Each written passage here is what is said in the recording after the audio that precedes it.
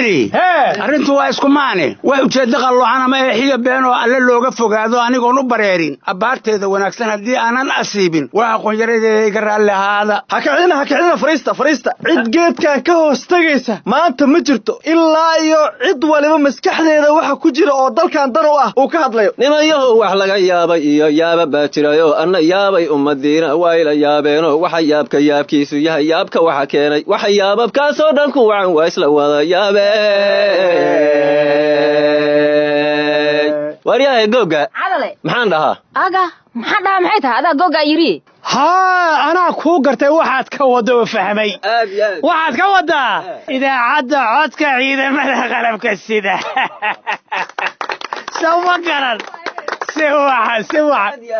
oo may fiilada ka siibaan hadday saa u dansan tahay maxay korontada u cunaysaa ciddii cashi lala maago caatadaa u bislaaweyda idaacadda ciidamada qalabka sida maxaa ka dhigay aashunku adin oo micnaheedu tahay idaacaddii codka ciidamada qalabka sida maxay u dansan tahay oo loo daari laayahay jow warwar ma haysaane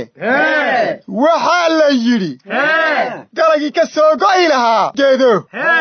beerihii dadku sugayey ee ay rabeen inay goostaan 6 saac ayuu isagu gooso kaga baxay baa la yidhi hal kiish kuma reebin baa la yidhi hal kiish kaga baxay kuma reebin ayixi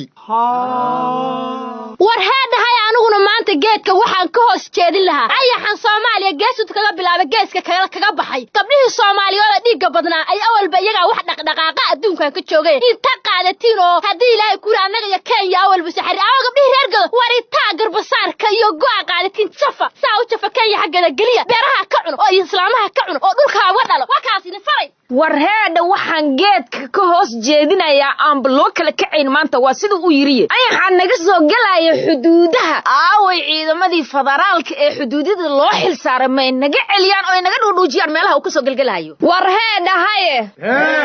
ayaxan gees isu maray daaqi iyo beerihiba nag ka dhige ka hortag hadii loo waayo ka daba tag ma loo waayo anna geedka waxaan ka soo hoos jeedihaa waxaa jira masiibooyin fara badan oo ayaxu ka mid yahay oo ciidan amba cidka ha joogo amba dhulka ha joogo amba badda ha jooga aysan celi karin oo wax celi kara ay ka jiraan quraanka Ilaahay waxaana maahmaa hore u heeday hadii la yaabo yaasiinka marka waxaan leeyahay aawa culimadii Soomaaliyeed ma istaagaano hurdada kama kacaano war haddaan ku fahmo saaxiib haye ama waxaad ka wadaa beesha caalamka iyo deeq-bixiyaalka hana soo gaareen culimo iyo caamaba wadooyinka lala taagnaa ha laga barbo quraanka Ilaahay hala akhristo Allah la isku xidho Allah waxaan keenay masaajid ka wadaa aad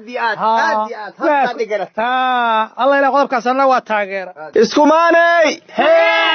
war degdega abshir caloomad fiican ka dhig madaxweynaha galmudug baa la doortay war heeda ma gabar baa madaxweyne la doortay war ma ay xiga la duqeeyay war heeda war fiican baa sheegaysaan arma aniga la doortay war ma badayadina laga dhici rabay baa nala soo xukumay war iskumaanay waxa dhan ma hanayo dhageysta mudanayaasha baarlamaanka aqalka sare ayaa waxa ay maanta ansixiyeen hindis sharciyeed muddo agyaalay Allah waa kan ka sugayna waa kan u sheegayna fakii hawada dumarka nama waa kii hawada naga aamus dumarka muhiim ah hare warayada ma kii istiraatiijiyada la ansixiyay mase waa kii gaadiidka war inta oo dhan ma ahana maanta waxa la ansixiyay hindis sharciyeedkii ku saabsanaa xaqsiinta iyo tirakoobka ciidamada qalabka sida ee Soomaaliya Allah ilaahi waa abshir ee mudanayaasha ha ansixiyo kii hawadana kaas looga quusay war heedahay iskumaanay waxaan maqli jirnaa afhayeenka beesha reehebel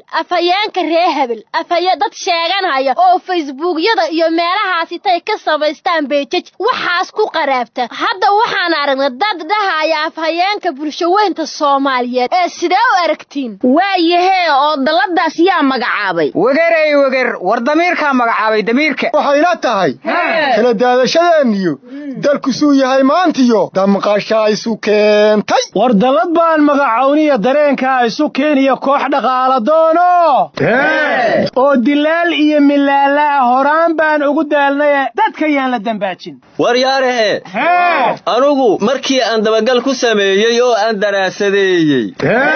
daladani waa wariyayaal iyo dad aqoon-yahanaa iyo fanaaniintii dalka oo dhan iyo abwaaniin lagu daabay markay dood wadaageen duugeen qalin waxay ku duugeen dembigii la galay shalay door weyn baan ku lahayne dalka aan u istaagno docdii ay ka baxdaana waa bakayla dubteen oma waxaadna leedahay mahmeedaa jirtay la yidhaahda jinninka keenaa bixiye maanta fooxi midnimada shidanay kooxdaasu shiday fanaaniinta iyo abwaaninta iyo fanku banooniga waa baaseen siyaasigu waa dhaliyey weriyuhu waa ololeeyey jinni duulkii kana bixiya waa sidaas maanta alxamdulillaah mar hadday istaageen waxa weeyaan waa garab istaagaynaa marka waxaa ururka afhayeenada bulshada soomaaliyeed gool bay dhaliyeen soo ma shabaga ku ruxa laylehe haatanna waa qaybteennii maxaa sixid u baahan waxaa sixid u baahan dadweynaha soomaaliyeed ee kulligood siyaasiga naqday xitaa tii shaahiga gadaysay markay koobka kuu shubaysa gacantiisa ka daadayso waxaa in la saxo mudan in ay ka tagaan siyaasadda oy danahooda kuwa adduunya kuwa aakhire ay raacdaan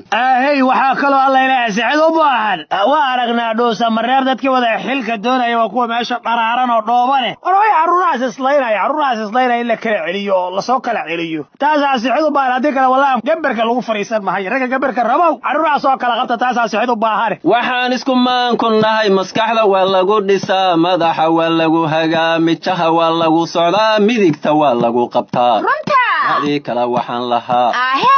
miskaha waa lagu kacaa margigu wuu caawiyaa indhuhu muuqay arkaan dhagaha waa lagu maqlaa hadday kala maqan yihiin maqsuud lama gaari karo wixiina marooriyo muraad gaariyo dan lana ma yeelaynaa ku filan